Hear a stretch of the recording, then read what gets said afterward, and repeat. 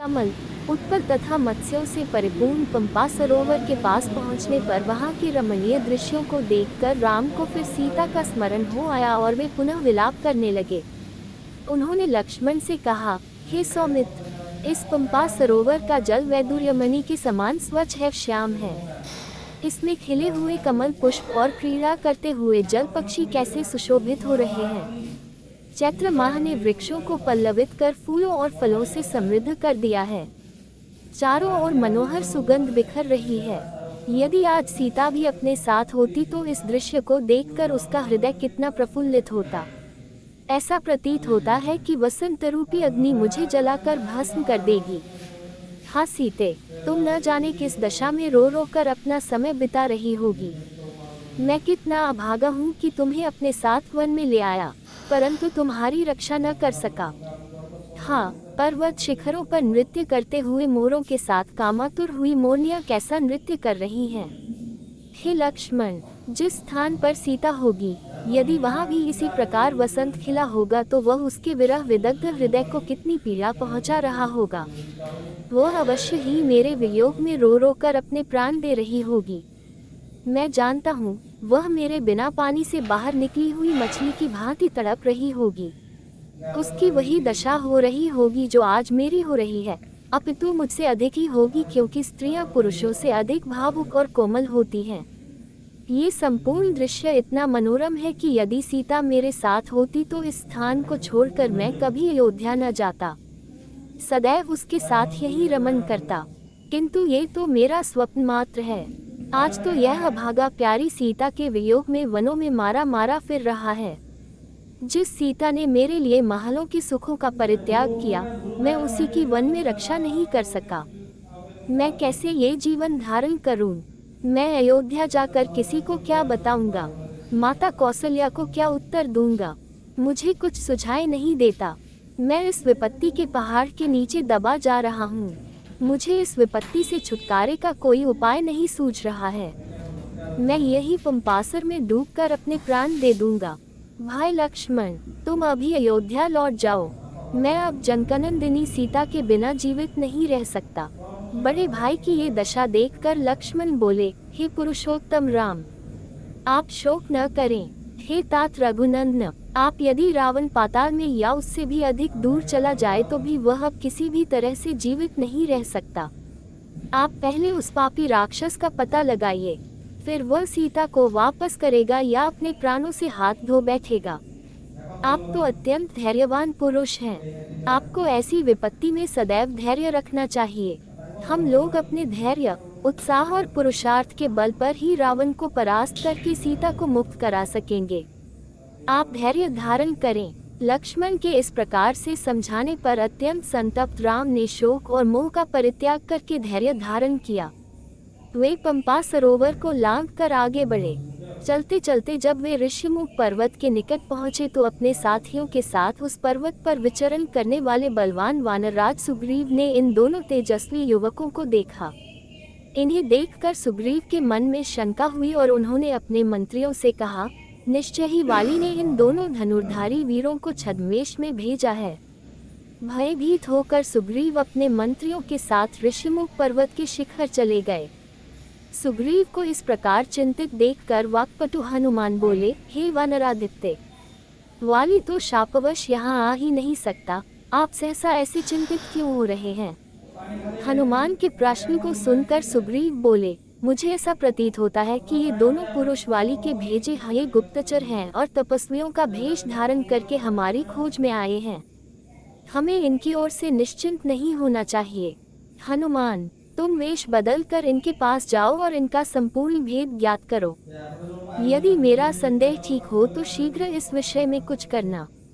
सुग्रीव का निर्देश पाकर हनुमान भिक्षु का भेष धारण कर राम लक्ष्मण के पास पहुँचे। उन दोनों को प्रणाम करके वे अत्यंत विनीत एवं मृदु वाणी में बोले, हे वीरों, आप दोनों सत्यपराक्रमी एवं देवताओं के समान प्रभावशाली जान पड़ते हैं। आप लोग इस वन्य प्रदेश में किस लिए आए हैं? आपके अंगों की कांति सुवर्ण के समान प्रकाशित हो रही है। आपकी विशाल भुजाओं और वीर वेश को देखकर ऐसा प्रतीत होता है कि आप इंद्र को भी परास्त करने की क्षमता रखते हैं, परंतु फिर भी आपका मुखमंडल कुम्हलाया हुआ है और आप ठंडी सांसें भर रहे हैं। इसका क्या कारण है? कृपया आप अपना परिचय दीजिए। आप इस प्रकार मौन क्यों हैं? यहाँ पर्वत वानर श्रेष्ठ सुग्रीव रहते हैं। उनके भाई वाली ने उन्हें घर से निकाल दिया है। वानर शिरोमणि सुग्रीव आप दोनों से मित्रता करना चाहते हैं। उन्हीं की आज्ञा से मैं आपका परिचय प्राप्त करने के लिए यहाँ आया हूँ। मैं वायु देवता का पुत्र हूँ और मेरा नाम हनुमान है। मैं भी वानर जाति का हूँ। अब आप कृपया अपना परिचय दीजिए। मैं सुग्रीव का मंत्री हूँ और इच्छानुकूल वेश बदलने की क्षमता रखता हूँ। मैंने आपको सब कुछ बता दिया है। आशा है आप भी अपना परिचय देकर मुझे कृतार्थ करेंगे और वन में पधारने का कारण बताएंगे। हनुमान की चतुराई भरी स्पष्ट बातों को सुनकर राम ने लक्ष्मण से कहा, हे सौमित्र, इनकी बातों से मुझे पूर्ण विश्वास हो गया है कि ये महामनस्वी वानर राज सुग्रीव के सचिव हैं और उन्हीं के हित के लिए यहाँ आए हैं। इसलिए तुम निर्भय होकर इन्हें सब कुछ बता दो। राम की आज्ञा पाकर लक्ष्मण हनुमान से बोले, हे वानर श्रेष्ठ, सुग्रीव के गुणों से हम परिचित हो चुके हैं। हम उन्हें ही खोजते हुए यहाँ तक आए हैं। आप सुग्रीव के कथनानुसार जब मैथिली की बात चला रहे हैं वह हमें स्वीकार है। हम अयोध्यापति महाराज दशरथ के पुत्र हैं। ये श्री रामचंद्र जी उनके ज्येष्ठ पुत्र और मैं इनका छोटा भाई लक्ष्मण हूँ। 14 वर्ष का वनवास पाकर ये वन में रहने के लिए अपनी धर्मपत्नी सीता और मेरे साथ आए थे। रावण ने सीता जी का हरण कर लिया है। इसी विचार से कि संभवतः वे हमारी सहायता कर सके, हम लोग महाराज सुग्रीव के पास आए हैं। हे वानर राज, जिस चक्रवर्ती सम्राट दशरथ के चरणों में संपूर्ण भूमंडल के राजा महाराजा सिर झुकाते थे और उनके शरणागत होते थे, उन्हीं महाराज के ज्येष्ठ पुत्र आज समय के फिर से सुग्रीव की शरण में आए हैं, ताकि महाराज सुग्रीव अपने दलबल सहित इनकी सहायता करें। इतना कहते हुए लक्ष्मण का कंठ अवरुद्ध हो गया। लक्ष्मण के वचन सुनकर हनुमान बोले, हे लक्ष्मण, आप लोगों के आगमन से आज हमारा देश पवित्र हुआ। हम लोग आपके दर्शनों से कृतार्थ हुए। जिस प्रकार आप लोग विपत्ति में हैं, उसी प्रकार सुग्रीव पर भी विपत्ति की घटाएं छाई हुई हैं। वाली ने उनकी पत्नी का हरण कर लिया है तथा उन्हें राज्य से निकाल दिया है। इसीलिए वे इस पर्वत पर निर्जन स्थान में निवास करते हैं। फिर भी मैं आपको विश्वास दिलाता हूँ कि वे सब प्रकार से आपकी सहायता करेंगे। इतना कहकर हनुमान बड़े आदर से रामचंद्र और लक्ष्मण को सुग्रीव के पास ले गए। हनुमान अपने साथ राम और लक्ष्मण को लेकर किष्किंधा पर्वत के मलय शिखर पर, जहां पर कि सुग्रीव अपने अन्य मंत्रियों के साथ बैठे थे, ले गए। सुग्रीव से दोनों भाइयों का परिचय कराते हुए हनुमान ने कहा, हे महाप्रज्ञ, अयोध्या के महाराज दशरथ के ज्येष्ठ पुत्र महापराक्रमी श्री रामचंद्र जी अपने अनुज लक्ष्मण जी के साथ यहाँ पधारे हैं। इनके पंचवटी में निवास काल में इनकी पत्नी सीता जी को लंका का राजा रावण चुरा ले गया। उन्हीं की खोज के लिए ये आपकी सहायता चाहते हैं। ये आपसे मित्रता करने की इच्छा रखते हैं। आपको इनकी मित्रता स्वीकार कर इनका यथोचित सत्कार करना चाहिए, क्योंकि ये बड़े गुणवान, पराक्रमी और धर्मात्मा हैं।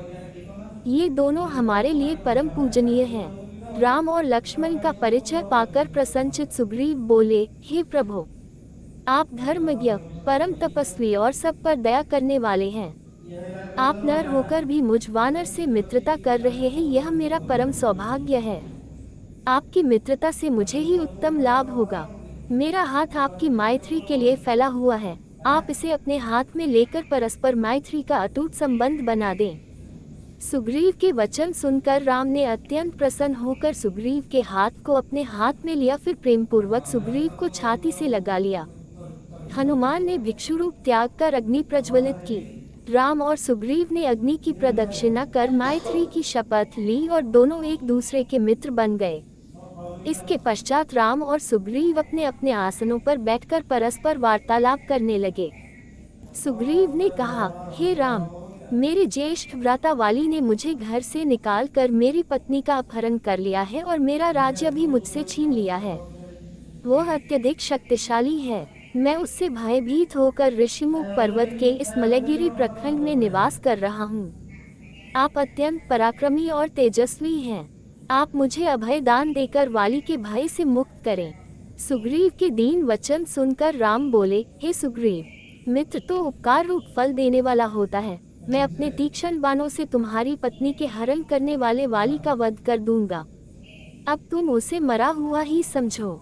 सुग्रीव ने प्रसन्नतापूर्वक कहा, हे राम, मेरे मंत्रियों में श्रेष्ठ सचिव हनुमान मुझे आपकी विपत्ति की संपूर्ण कथा बता चुके हैं। आपकी पत्नी सीता आकाश या पाताल में कहीं भी हो, मैं अवश्य उनका पता लगवाऊंगा। रावण तो क्या, इंद्र आदि देवता भी सीता को मेरे वानरों की दृष्टि से छिपा कर नहीं रख सकते। राघव, कुछ ही दिनों पूर्व एक राक्षस एक स्त्री को ले जा रहा था। उस समय हम इसी पर्वत पर बैठे थे। तब हमने उस स्त्री के मुख से हा राम, हा लक्ष्मण शब्द सुने थे। मेरा अनुमान है कि वह सीता ही थी। उसे मैं भली भांति देख नहीं पाया। हमें बैठे देखकर उसने कुछ वस्त्रभूषण नीचे फेंके थे। वे हमारे पास सुरक्षित रखे हैं। आप उन्हें पहचान कर देखिए, क्या वे सीता जी के ही है। ये कहकर सुग्रीव ने एक वानर को वस्त्राभूषणों को लाने की आज्ञा दी। उन वस्त्राभूषणों को देखते ही राम का धीरज जाता रहा। वे नेत्रों से अश्रु बहाते हुए शोकविह्वल हो गए और धैर्य छोड़कर पृथ्वी पर गिर पड़े। चेतना लौटने पर वे लक्ष्मण से बोले, हे लक्ष्मण, सीता के इन आभूषणों को पहचानो। राक्षस के द्वारा हरे जाने पर सीता ने इन आभूषणों पृथ्वी पर गिरा दिया होगा। लक्ष्मण ने कहा, भैया, इन आभूषणों में से न तो मैं हाथों के कंकनों को पहचानता हूँ, न गले के हार को, और न ही मस्तक के किसी अन्य आभूषणों को पहचानता हूँ, क्योंकि मैंने आज तक सीता जी के हाथों और मुख की ओर कभी दृष्टि नहीं डाली। हाँ, उनके चरणों की नित्य वंदना करता रहा हूँ, इसलिए इन नूपुरों को अवश्य पहचानता हूँ। ये वास्तव में उन्हीं के हैं।